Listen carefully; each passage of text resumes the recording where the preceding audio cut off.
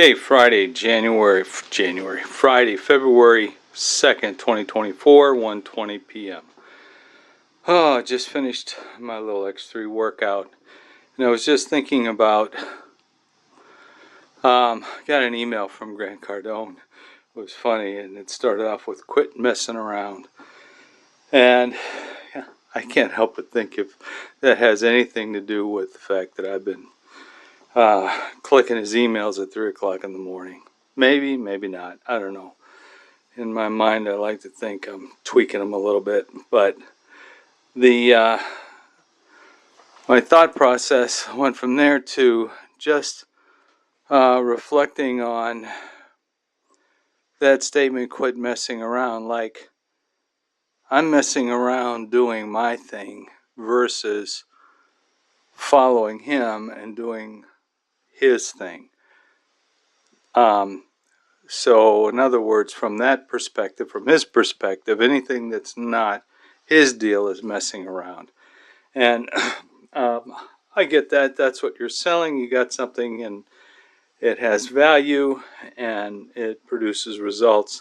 But that doesn't mean that there aren't other things out there that can produce results. It doesn't mean that there aren't giftings, talents, and abilities that are out of the scope, but still well within the ability and capacity to not just yield results or similar results, but possibly even better and more results than what he's doing.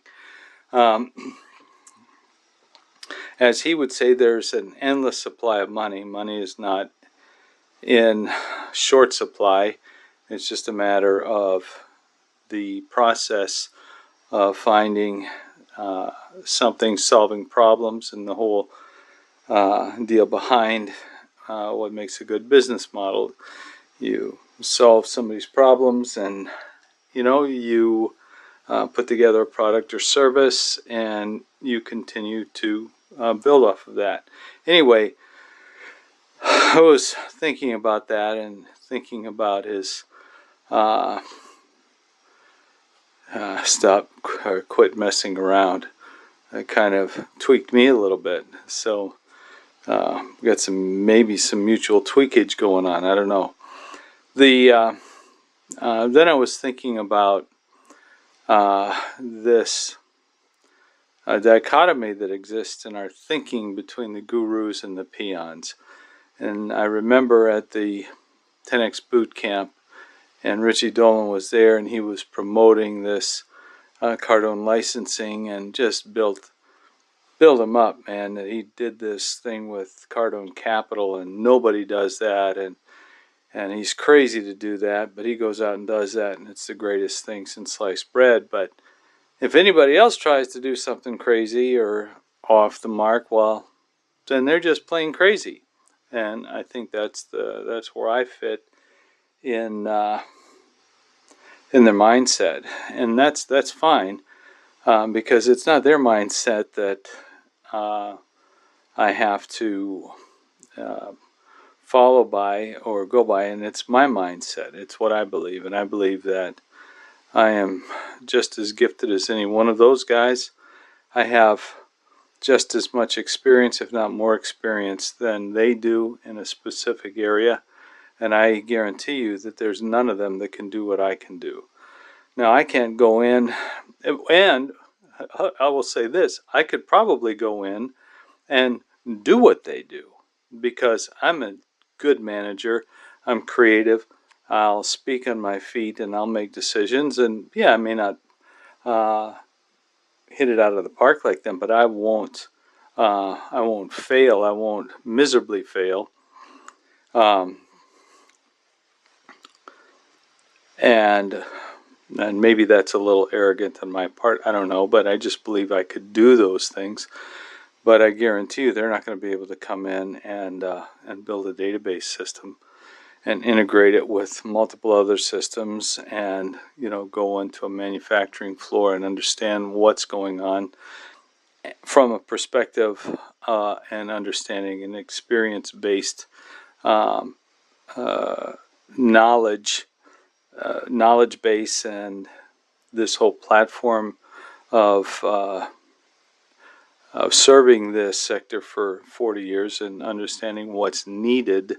And when somebody tells you what they want, you're able to tell them that's good, but maybe you should think about this because of all these other factors.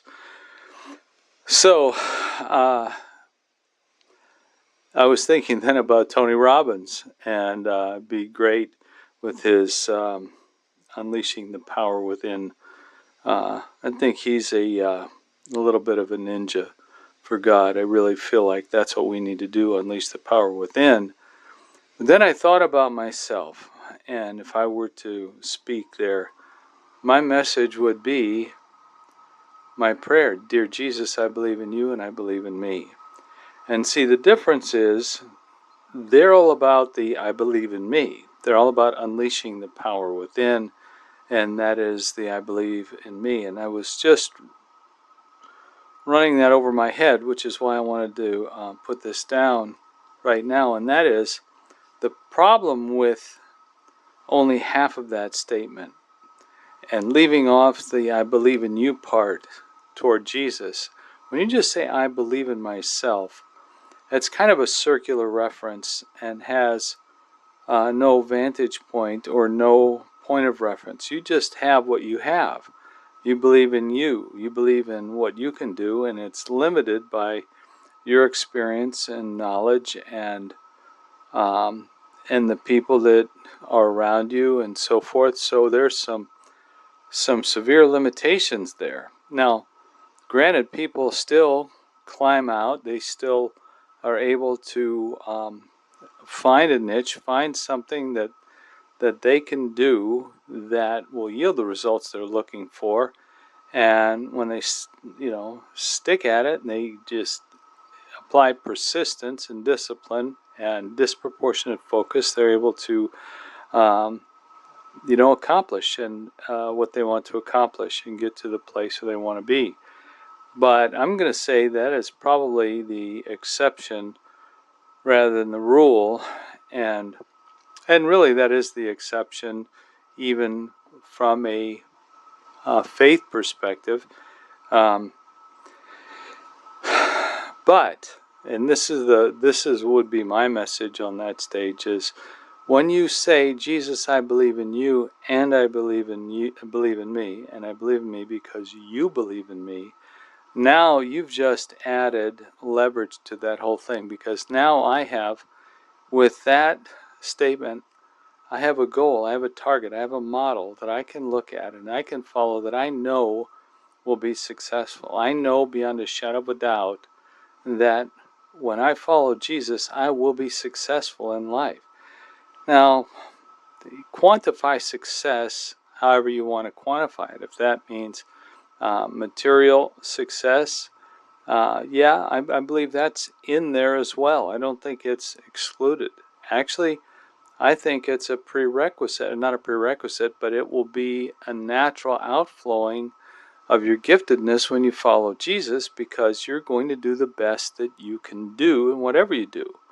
And that's naturally going to produce results, and those results will be recognized in the marketplace. That's just, because quality and competence rise to the top. Well, yeah, but then what about persecution? Well, yeah, there will be persecution, but quality and competence rises to the top, and material wealth and success isn't the only measure. Material wealth is not the only measure of success. At the end of the day, what we've done in this life that has eternal value is really where we want to put our investment. That's what we're building toward. And I can have all the money in the bank and have an empty tank when it comes to my relationship with God and my record on this planet and following after Jesus and making a difference in that realm, in that way. So I think there's probably a lot more that could be fleshed out in that little distinction, but I think it's an important one to make, because we need more than just belief in ourselves. Belief in ourselves has inherent limitations. But when we say, I believe in you, Jesus, I look at you, I see you, now we have not just a model. And that would be one thing if I was saying I believe in Abraham Lincoln and I'm going to follow what he did and I'm going to be like Abraham Lincoln. But the thing is, Abraham Lincoln isn't going to be there to put his spiritual arm on your shoulder and encourage you, whereas Jesus can. Through his Spirit, he is alive and he is well. And he walks with us and he interacts with us in very real and tangible ways. Not in our own limited physical understanding of a friendship or relationship. It's not like we're going to text Jesus and then see the little dots and he's texting back, or that we should assume he's going to text back, but it's more like he's our big brother, our Heavenly Father. These metaphors blend because he's with us, and sometimes he lets us play on the field. You know, when your parents go to that soccer game or that little gritter football game, and you know you're in grade school or middle school or whatever, you don't want your parent running out on the field, you know, telling you what to do and telling you how to kick. You need to go out there and play the game. And I think that's what our life is. We're on this playing field and we're playing the game. And there are times when we have those moments where he comes alongside of us and he says, wow, you see what you did there? How did that go for you? And or that was a great job. Now, remember that next time you encounter that kind of situation. It's a very functional and reliable metaphor when you look at it like that. And I think then there's also an avenue here to explore when we talk about the voice in our head. I just listened to a talk by Jordan Peterson, 16 minutes, and he's talking about the voice in your head, or when God speaks to you, and he actually quantifies that as our conscience. And the problem with that is that it distances and it diminishes the reality of what's going on, because there are voices in our head. We're spirit beings, and our head is kind of like the antenna in this spiritual world, and we're subject to influences of all flavors, good and bad. There's no filter on that. By default, we come open to all channels. It's only through time, training, and a focused attention that we're able to identify first, and then focus on the good signals and recognize and ignore the bad ones. And that's really the active filter. The active filter doesn't diminish or reduce the signal. It simply diminishes and eliminates our response to that signal to where it becomes noise. We recognize what it is, and we're able to not be distracted or dissuaded or otherwise influenced by that negativity. And I think that's important, because as this develops, as I see this developing in me, I see this partnership. It's a partnership between the Lord and me. And it's a real partnership because he needs me. Now, what do I mean by that? God needs me. God doesn't need anything. Well, yeah, he doesn't. He's God. He's omnipotent, omniscient, omnipresent. But he also has a purpose and a plan, and he created mankind to do a specific job and with specific talents and a set of skills, as Liam Neeson would say. And that he expects us to operate in this world accordingly. And partnership means that we're going to do our part in this partnership. It doesn't mean that we sit back and we just wait for him to tell us what to do or expect him to do it. What kind of partnership is that? Rather, I think we are to be actively engaged and, in a creative sense, using our own will, our own desire, our own talents and abilities, working with God and in the process, because he is an active participant, but not overriding our wills. And I think that's really important, an important distinction. Like a good coach isn't on the field. Might have been the greatest player, but he's not on the field. You want the good coach in your mind. He wants to be in your mind. He wants to put the mindset, the training, and the techniques through the drills and through all of that, so that when you're on the field and you're encountering the obstacles of the challenge, of the event, of the contest that's in front of you, you respond to the best of your ability based on your training, while the coach watches, while the coach is observing. And yeah, the coach might call a few plays every once in a while, or he might send the plays in, but you have to execute. And you might have to call an audible based on the circumstances. You can't sit there and close your eyes and say, okay, Lord, you have an audible here for me now? It's either there or it's not there, and we have to be prepared to walk in that plane of understanding and execution and fellowship with God. That's what that means. I believe in you, Lord. I believe that you're real.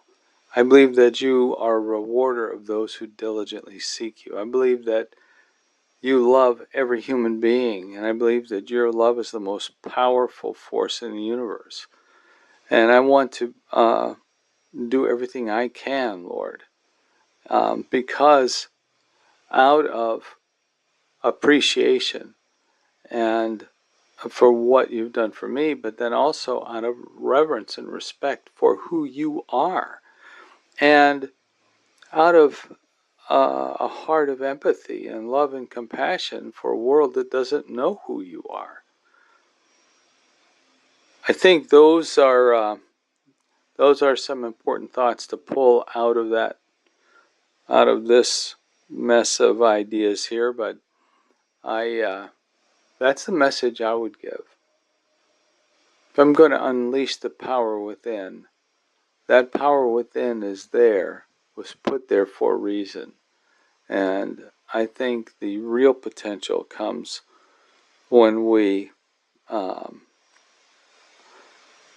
engage with the God of the universe, and we recognize our role in his kingdom and operate from that perspective, now believing in ourselves, doing the very best that we can for him and for his glory, and for the hope, because that is the hope of humanity. That's how we survive as a race of beings in this universe. All right, that's all for now this Friday, February 2nd, 2024.